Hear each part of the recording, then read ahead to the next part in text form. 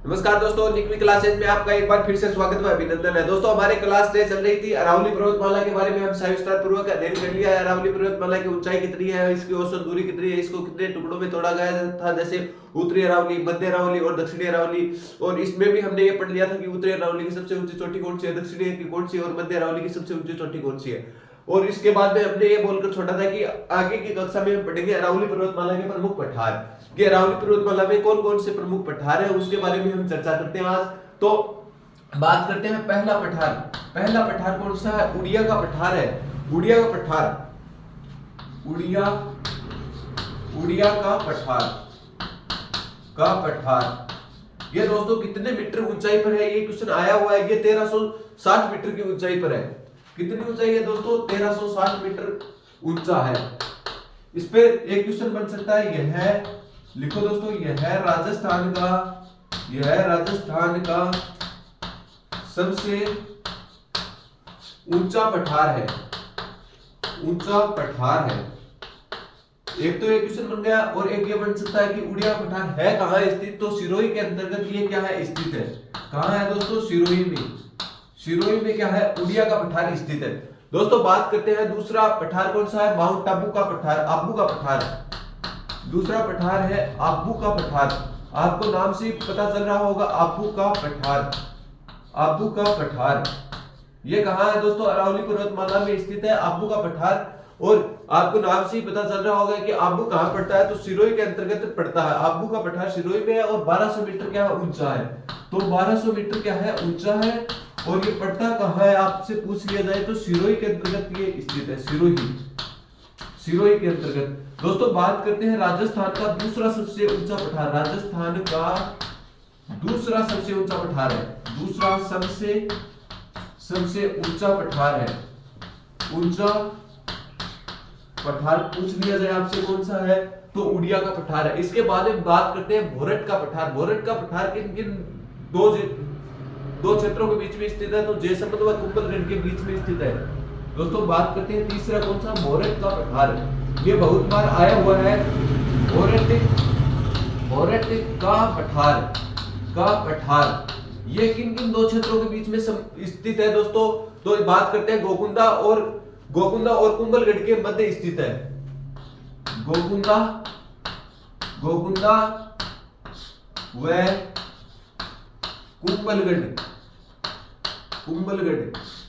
कुंभलगढ़ के मध्य में कौन सा पठार स्थित है? ये क्वेश्चन आया हुआ है कि गोकुंदा और कुंभलगढ़ के मध्य में कौन सा पठार है? तो भोरट का पठार है। एक है दोस्तों भोमट का पठार। भोमट का पठार सिरोही और उदयपुर के मध्य में स्थित है।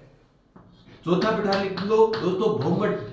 देखो, इसमें कंफ्यूजन होता है आपको। भोमट ये है और ये भोरट का पठार है जो गोकुंदा और कुंभलगढ़ के मध्य में स्थित है। और ये भोमट का पठार है। भोमट का पठार की बात करते हैं तो ये कहां है? सिरोही व उदयपुर के मध्य स्थित है। सिरोही व उदयपुर के मध्य स्थित है। उदयपुर के मध्य में स्थित है। ठीक है दोस्तों, आगे बात करते हैं। और दूसरा कौन सा पठार है? 5वें नंबर पे कौन सा पठार है? दशहरों का पठार है, जो जरगा व राग पहाड़ियों के मध्य में स्थित है। दशहरों का पठार ये जरगा व राग पहाड़ियों के मध्य स्थित है। जरगा व राग पहाड़ियों के मध्य स्थित है। पहाड़ियों के मध्य में क्या है? स्थित है। के मध्य में स्थित है। दोस्तों, ये दशहरों कहां है? उदयपुर में जरगा राग की पहाड़ियां पड़ती है। कहां पड़ती है? उदयपुर में। तो इस जरगा व राग के बीच में कट्टी पट्टी पहाड़ियों के अंतर्गत हरे भरे वृक्ष रहते हैं, उसे बोलते हैं दशहरों का पठार। ठीक है दोस्तों, बाद में बात करते हैं लसाड़िया का पठार। ये जयसमंद झील के पूर्व में स्थित है। चौथे नंबर पे बात करते हैं कौन सा? लसाड़िया का पठार। लसाड़िया का पठार ये कहां है दोस्तों? जयसमंद झील के पूर्व में स्थित है। जयसमंद झील के पूर्व में स्थित है। जयसमंद झील के पूर्व में क्या है दोस्तों? ये स्थित है। कौन सा? लसाड़िया पठार है। लसाड़िया जयसमंद झील राजस्थान की पूछ लिया जाए जयसमंद झील के पूर्व में स्थित है, तो राजस्थान की सबसे कृत्रिम झील आपसे प्रश्न आ जाए कि राजस्थान की सबसे बड़ी कृत्रिम झील कौन सी है, तो जयसमंद झील है। और भारत की दूसरी सबसे बड़ी कृत्रिम झील पूछा जाए तो कौन सी है, जयसमंद झील है। पहली चिल्का झील उड़ीसा है भारत के अंतर्गत। तो दोस्तों हमने कुछ पठारों की बात की है, जैसे अरावली पर्वतमाला में कौन सा पठार, पहला पठार पढ़ा हमने उड़िया का पठार। इसकी ऊंचाई कितनी है, 1360 मीटर है, और ये पड़ता कहां है, सिरोही में है, और ये राजस्थान का क्या है, सबसे ऊंचा पठार है। बात ध्यान में रह जाएगी, उड़िया का पठार कहां पड़ता है, सिरोही में पड़ता है, 1360 मीटर ऊंचा है, और सबसे राजस्थान का सबसे ऊंचा पठार है। दूसरा पठार हमने पढ़ा है कौन सा, आबू का पठार, ये 1200 मीटर ऊंचा है, सिरोही में ये स्थित है, और राजस्थान का दूसरा सबसे ऊंचा पठार आपसे पूछ लिया जाए तो आबू का पठार स्थित है। दोस्तों बात करते हैं मोरट का पठार, इससे ये क्वेश्चन आया था ग्रामोत्सव में, वह गोकुंदा व कुंभलगढ़ के मध्य कौन सा पठार स्थित है। इसमें यही ऑप्शन थे, मोरट का पठार, भोमट का पठार, दशहरा का पठार या लसाड़िया का पठार, इस प्रकार से ऑप्शन में थे। तो आपको याद रखना भोमट का पठार किन दो क्षेत्रों के मध्य स्थित है, गोकुंदा और कुंभलगढ़ के मध्य। गोकुंदा वही है जिसमें दोस्तों हल्दी घाटी के युद्ध के समय महाराणा प्रताप यहीं पे गए थे, और कुंभलगढ़ वही है जिसमें महाराणा प्रताप का क्या हुआ था, जन्म हुआ था बादल महल के अंतर्गत। ठीक है दोस्तों, बात करते हैं दशहरों का पठार। दशहरों का पठार उदयपुर में जरगा व राग पहाड़ियां है, जरगा व राग पहाड़ियों के मध्य वृक्षों से हरा भरा क्षेत्र, जो क्या है तस्तरी नुमा पहाड़ियां पाई जाती है उदयपुर के अंतर्गत, उसमें हरा भरा क्षेत्र को क्या कहते हैं, दशहरों कहते हैं। ठीक है दोस्तों, लसाड़िया पठार जयसमंद झील के पूर्व में स्थित हरा भरा क्षेत्र को क्या कहते हैं, लसाड़िया पठार के नाम से जाना जाता है। दोस्तों एक बार आप इसका स्क्रीनशॉट लें, फिर हम आगे कुछ और पठारों को पढ़ेंगे। दोस्तों आगे और हम कुछ पढ़ते हैं अरावली के कुछ दर्रों के बारे में, पठारों के बारे में बात करेंगे, उसके बाद दर्रों के बारे में बात करेंगे। तो और कौन सा पठार है, मेसा का पठार कहां स्थित है दोस्तों, मेसा का पठार आपको अंदाजा लग गया होगा, मेसा का पठार कहां स्थित है। मेसा का पठार दोस्तों ये चित्तौड़गढ़ में स्थित है, चित्तौड़गढ़ में क्या स्थित है, मेसा का पठार स्थित है। यहीं पर ही क्या है, इस पर ही क्या है, चित्तौड़गढ़ दुर्ग स्थित है, चित्तौड़गढ़ दुर्ग स्थित है, चित्तौड़गढ़ दुर्ग स्थित है। तो आपको पूछ लिया जाए चित्तौड़गढ़ का दुर्ग किस पठार पर स्थित है, तो मेसा के पठार पर चित्तौड़गढ़ दुर्ग स्थित है। दोस्तों आगे और बात करते हैं, तो और कौन सा पठार है, ऊपरमाल का पठार। बात करते हैं आगे और कौन सा पठार है, तो ऊपरमाल का पठार, ऊपरमाल का पठार ये कहां से कहां तक है, बिजोलिया एक ठिकाना हुआ करता था, बिजोलिया से और कहां तक, बिजोलिया से ये कहां तक है, बेसोरगढ़ तक। यह है बेसोरगढ़ से बिजोलिया तक स्थित है, बिजोलिया के मध्य स्थित है, के मध्य स्थित है कौन सा पठार दोस्तों, ऊपरमाल का पठार। ऊपरमाल का पठार कहां से कहां तक, बिजोलिया से और कहां तक स्थित है, बिजोलिया से बेसोरगढ़ तक के मध्य में कौन सा पठार स्थित है, ऊपरमाल का पठार स्थित है। दोस्तों आगे बात करते हैं कौन सा, काकड़वाड़ी का पठार। काकड़वाड़ी का पठार ये कहां पर स्थित है दोस्तों, सरिस्का अभयारण्य के अंतर्गत, सरिस्का अभयारण्य अलवर में स्थित है। कहां, अलवर में। इसमें कौन सा दुर्ग स्थित है, काकड़वाड़ी दुर्ग में स्थित है। दोस्तों हम इसके आगे बात करते हैं अरावली के कुछ प्रमुख दर्रे। तो लिखो अरावली के प्रमुख दर्रे, हेडिंग लगा लो, अरावली के प्रमुख दर्रे। अरावली में क्या पाए जाते हैं, कुछ प्रमुख दर्रे पाए जाते हैं, और उससे क्या करते हैं, पश्चिमी राजस्थान और पूर्वी राजस्थान में जो यातायात के संसाधन या एनएच गुजरने के काम करते हैं, वो इसी दर्रों के माध्यम से होकर गुजरते हैं। तो हम अरावली के जैसे राजसमंद में कौन से दर्रे हैं, उदयपुर में कौन से दर्रे हैं, और इसके बाद में उदयपुर राजसमंद के बारे में कुछ दर्रे पढ़ेंगे। उसके बाद में आप पाली की बात करेंगे कि पाली में कौन से दर्रे हैं। तो आप बात करते हैं पाली की, पहले पाली के 3 दर्रों के बारे में बात करते हैं। तो पाली में एक आपने पढ़ा होगा देसुर की नाल, जो कि प्रमुख दर्रा है, बरनाल। पहला दर्रा देसुर की नाल,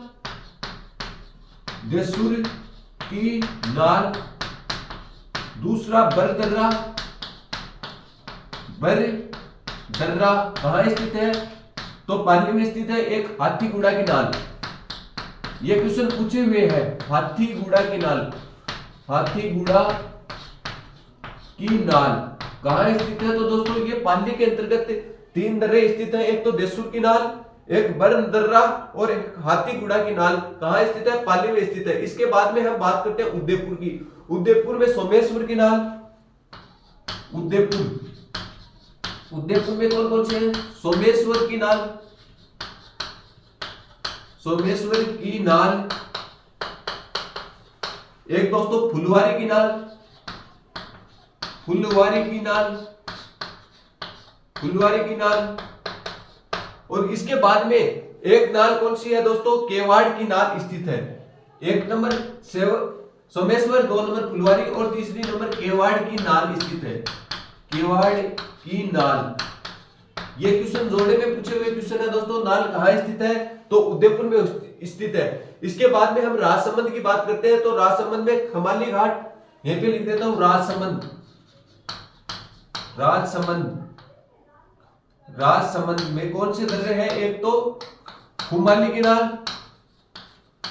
खुमाली दर्रा भी लिख सकते हैं, नाल भी लिख सकते हैं। आपको दर्रा भी लिखा हुआ मिल सकता है और नाल भी लिखा हुआ मिल सकता है दोस्तों। एक गोरम घाट और जिलवा की नाल, दूसरा है गोरम घाट, गोरम घाट, और तीसरा है जिलवा की नाल, जिलवा की नाल, जिलवा की नाल, की नाल। ये कहां स्थित है दोस्तों? तो ये कहां स्थित है? राजसमंद के अंतर्गत स्थित है। तो हमने अरावली पर्वतमाला के और कुछ कौन से पठार पढ़े थे, एक बार वापस से रिवीजन करते हैं। मेसागा पठार, मेसागा पठार कहां स्थित है? तो चित्तौड़गढ़ में स्थित है। इस पर कौन सा दुर्ग स्थित है? चित्तौड़गढ़ दुर्ग स्थित है। बाद में बात की थी हमने ऊपरमाला पठार, ऊपरमाला पठार यह है मैसूरगढ़ और बिजोलिया ठिकानों के मध्य में स्थित है। कौन सा पठार? ऊपरमाल का पठार। सबसे अधिक बार पूछा गया। 1919 में मन्ना पटेल को क्या बनाया गया था? ऊपरमाल पंच बोर्ड का क्या बनाया गया था? अध्यक्ष व सरपंच बनाया गया था। ये क्वेश्चन भी आया हुआ क्वेश्चन है दोस्तों। तो बात करते हैं केवाड़ का पठार कहाँ स्थित है? काकड़वाड़ी का पठार, काकड़वाड़ी का पठार कहाँ स्थित है दोस्तों? सरिस्का अभ्यारण्य आप जानते हो कि कहां पर है? अलवर में है। सरिस्का अभ्यारण्य है जो कि राजस्थान का सबसे छोटा अभ्यारण्य के नाम से जाना जाता है। तो वहीं पे कौन सा पठार स्थित है? काकड़वाड़ी का पठार स्थित है। फिर हमने बात की अरावली के प्रमुख दर्रे। अरावली के 3 जिलों में क्या प्रमुख दर्रे स्थित है, जिससे बार बार क्वेश्चन आया हुआ है। जैसे क्वेश्चन किस प्रकार से आता है, इनमें से कौन सा दर्रा पाली में स्थित नहीं है? तो ये 3 दर्रे दिए जाएंगे आपको। देसुर की नाल कहां स्थित है? पाली में स्थित है। बर्न दर्रा कहां स्थित है? तो पाली में स्थित है। और हाथीगुड़ा की नाल कहां स्थित है? तो पाली में स्थित है। फिर बात करते हैं उदयपुर में। उदयपुर में सोमेश्वर की नाल स्थित है, फुलवारी की नाल स्थित है और केवाड़ की नाल कहां स्थित है? तो उदयपुर के अंतर्गत स्थित है। दोस्तों आगे बात चलती है राजसमंद में। राजसमंद में खुमाली दर्रा राजसमंद में स्थित है। इसके बाद में आगे बात करते हैं जिलवा की नाल। जिलवा की नाल भी राजसमंद में स्थित है। और गोरम घाट भी कहां स्थित है? तो राजसमंद के अंतर्गत स्थित है। दोस्तों एक बार आप इसका स्क्रीनशॉट ले, यहीं पे आपका क्या होता है, अरावली पर्वतमाला का तो टॉपिक खत्म हो जाएगा। इसके बाद में हम एक दूसरे जो हम भौतिक प्रदेशों की चर्चा कर रहे हैं, जैसे अरावली पर्वतमाला और मरुस्थल, थार के मरुस्थल के बारे में संपूर्ण चर्चा की, उसी प्रकार हम एक अगला भौतिक प्रदेश पूर्व का मैदानी प्रदेश के बारे में पढ़ेंगे। तो एक बार आप इसका स्क्रीनशॉट लो। दोस्तों आगे और बात करते हैं हम एक नए भौतिक प्रदेश के बारे में। कौन सा भौतिक प्रदेश है? पूर्व का मैदानी प्रदेश। पूर्व का मैदानी प्रदेश ये क्या है? इसे एक तो पहली बात तो ये इसे किसका अवशेष माना जाता है? जैसे अरावली पर्वतमाला को गोंडवाना लैंड का अवशेष माना गया है, उसी प्रकार पूर्व के बाद राजस्थान का तीसरा भौतिक प्रदेश है। कौन सा तीसरा भौतिक प्रदेश है? और इसे किसका अवशेष माना गया है? 33 सागर का अवशेष माना गया है। तो किसका अवशेष आपको पूछ लिया जाए, इसे 33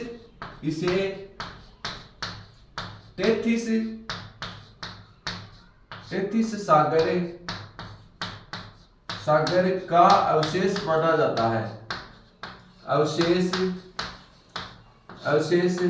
माना जाता है। ये दोस्तों भारत का उत्तर मैदानी प्रदेश का क्या है? हिस्सा है। यह प्रदेश लिखो, यह प्रदेश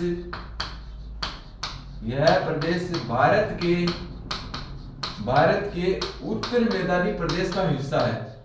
उत्तर मैदानी प्रदेश का हिस्सा है, प्रदेश का हिस्सा है। दोस्तों उत्तर मैदानी प्रदेश का हिस्सा मतलब भारत का उत्तर मैदानी प्रदेश कौन सा है? जो गंगा नदी बहती है, गंगा का बहाव क्षेत्र है, उस प्रदेश का हिस्सा किसे माना गया है? इस भौतिक प्रदेश को, पूर्व के मैदानी प्रदेश को माना गया है। इसे प्लेइस्टोसीन काल का अवशेष माना जाता है। इसे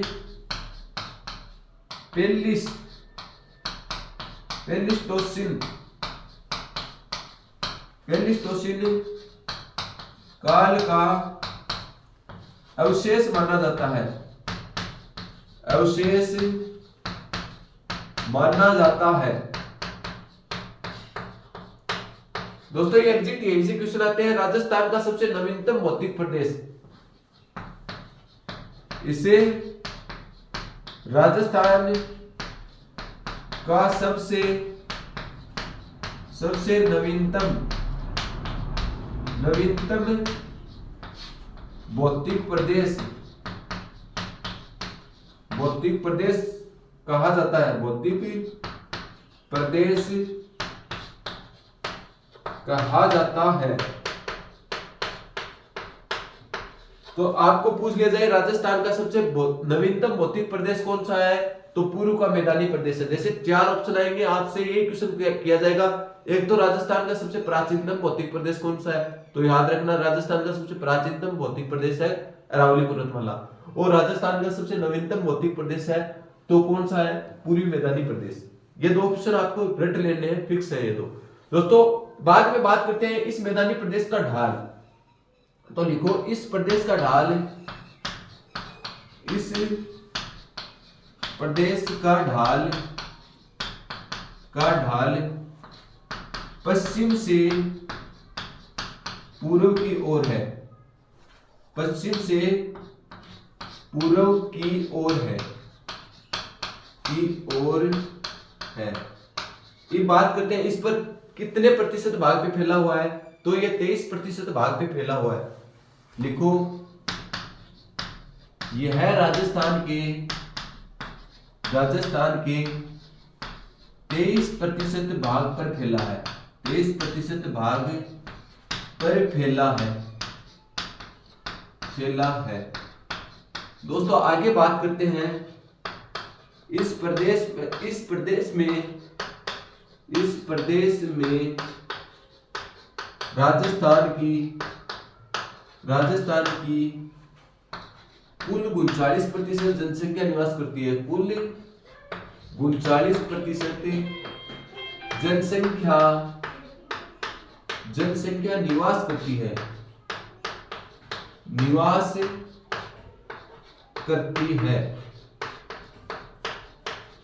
तो इस पर कितनी प्रतिशत जनसंख्या निवास करती है, तो 23% भाग पर 39% क्या करती है, जनसंख्या निवास करती है। फिर आगे बात करते हैं इसकी मृदा कैसी है, तो नवीन जलोढ़ मृदा पाई जाती है इस प्रदेश में। लिखो इस प्रदेश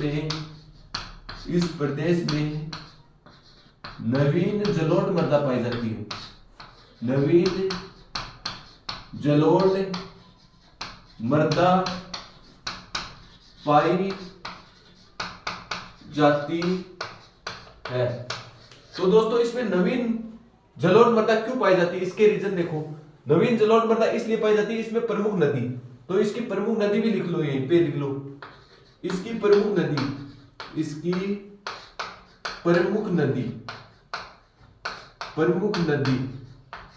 इसकी प्रमुख नदी कौन सी है, एक तो कौन सी जलोढ़ मृदा पाई जाती है, इसलिए इसमें प्रमुख नदियां कौन सी, एक तो बाणगंगा, दूसरी नदी है चंबल की सबसे बड़ी सहायक नदी है बनास। देखो दोस्तों मैं आपके साथ साथ क्वेश्चन याद करा रहा हूं, चंबल की सबसे बड़ी सहायक नदी कौन सी है, तो बनास। और चौथी नदी कौन सी है, माही। तो इसमें क्या है, इसमें 4 नदियां बहती हैं, इसलिए सबसे उपजाऊ और नवीन जलोढ़ मृदा यहीं पे क्या कौन से क्षेत्र में पाई जाती है, तो पूर्वी मैदानी प्रदेश में। और सर्वाधिक अनाज उत्पादन करने वाला मैदानी प्रदेश यही है। सबसे उपजाऊ मैदानी प्रदेश पूछ लिया जाए तो पूर्व का मैदानी प्रदेश है। ठीक है दोस्तों, फिर इसकी बात कर लेते हैं वर्षा। वर्षा भी लिख लो दोस्तों। वर्षा कितने से कितने सेंटीमीटर, तो इसमें 80 से 100 सेंटीमीटर। या अरावली पर्वतमाला में कहां से कहां तक थी, 50 से 80 सेंटीमीटर वर्षा होती थी। यहीं से 80 से 100 सेंटीमीटर क्या होती है, वर्षा होती है। 80 से 100 सेंटीमीटर क्या होती है, वर्षा होती है। कौन से मैदानी प्रदेश में, पूर्व मैदानी प्रदेश में। फिर आगे हम बात करेंगे। और देखो दोस्तों, इसका फिर से रिवीजन कर लेते हैं। पूर्व का मैदानी प्रदेश, इसे तैथिस सागर का क्या माना जाता है, अवशेष माना जाता है। यह है जैसे अरावली पर्वतमाला को गोंडवाना लैंड का अवशेष माना गया था, उसी प्रकार इसे तैथिस सागर का अवशेष माना जाता है। यह भारत के उत्तर मैदानी प्रदेश का क्या माना जाता है, हिस्सा माना जाता है। जैसे गंगा का मैदान है तो उस प्रदेश का क्या माना जाता है, यह पूर्व का मैदानी प्रदेश क्या माना जाता है, हिस्सा माना जाता है। क्योंकि गंगा का मैदान भी क्या है, भारत में सबसे उपजाऊ प्रदेश है, और यह भी क्या है, राजस्थान का सबसे उपजाऊ प्रदेश है। बात करते हैं किस काल की मानी जाती है, तो प्लेस्टोसिन काल की क्या है, अवशेष माना जाता है। कौन सा मैदानी प्रदेश, पूर्व का मैदानी प्रदेश। बात करते हैं राजस्थान का नवीनतम भौतिक प्रदेश, ये क्वेश्चन ध्यान में रखना है। राजस्थान का नवीनतम भौतिक प्रदेश कौन सा है, तो कौन सा है, पूर्व का मैदानी प्रदेश। और आपसे पूछ लिया जाए राजस्थान का सबसे प्राचीनतम भौतिक प्रदेश कौन सा है। जैसे राजस्थान के 4 भौतिक प्रदेश मैंने बताया, कौन कौन सा, थार का मरुस्थल है, अरावली पर्वतमाला है, और पूर्व का मैदानी प्रदेश है हाड़ौती का पठार या दक्षिणी पूर्वी पठारी प्रदेश। तो उसमें से सभी में से सबसे नवीनतम भौतिक प्रदेश तो यह है, और प्राचीन कौन सा, अरावली पर्वतमाला है। और आपको ऑप्शन भी क्या मिलेंगे, यही 4 ऑप्शन मिलेंगे, चारों के चारों ऑप्शन मिलेंगे मैदानी प्रदेशों की। ठीक है दोस्तों, इस प्रदेश की ढाल पूछ ली जाए, इसकी ढाल किस ओर से किस ओर है, तो पश्चिम से पूर्व की ओर क्या है, इस प्रदेश की ढाल है। यह प्रदेश कितने प्रतिशत भाग पे फैला हुआ है, यह भी मोस्ट है, 23% तो भाग पे फैला हुआ है। और इस पर जनसंख्या की बात करें तो कितने प्रतिशत जनसंख्या निवास करती है, तो 39% क्या करती है, इस पर जनसंख्या निवास करती है। ये मोस्ट है। सबसे कम क्षेत्रफल पर सर्वाधिक जनसंख्या क्या करती है, राजस्थान में निवास करती है। वैसे तो 61.11% पे, और राजस्थान में 40% जनसंख्या में निवास करती थी। कौन सा मरुस्थल बताया था मैंने, थार के भौतिक प्रदेश के अंतर्गत बताया था। ठीक है दोस्तों, इसके बाद में आगे बात करते हैं, इसमें मृदा किस प्रकार की पाई जाती है, तो जलोढ़ प्रकार की मृदा पाई जाती है। किस प्रकार की, जलोढ़ प्रकार की। क्योंकि जलोढ़ प्रकार की मृदा क्यों पाई जाती है, मैंने रीजन में बता दिया है क्यों पाई जाती है। क्योंकि इसमें 4 प्रमुख नदियां बहती हैं। कौन सी, बाणगंगा है, चंबल है, बनास है, और माही है। और बात करते हैं इसमें वर्षा, तो वर्षा 80 से 100 सेंटीमीटर क्या पाई जाती है, इसमें वर्षा पाई जाती है। दोस्तों आज के टॉपिक में हम इतना ही करेंगे, और जो बचा हुआ टॉपिक वो आगे की क्लास में करेंगे। उम्मीद करता हूं ये आपको अच्छे से समझ में आ रहा होगा, ये मेरा पढ़ाया हुआ। यदि आपको पसंद आ रहा है तो इस चैनल को ज्यादा से ज्यादा बच्चों को शेयर कीजिए, और आपने भी यदि इसे सब्सक्राइब नहीं किया तो इसे जरूर सब्सक्राइब कर ले, ताकि आने वाले नोटिफिकेशन आपको जल्द से जल्द आगामी भर्तियों की तैयारी के लिए आप भी इसमें लाभ उठा सके, और आपको भी ये इस वीडियो को देखकर फायदा मिलेगा। आज के लिए इतना ही दोस्तों, धन्यवाद।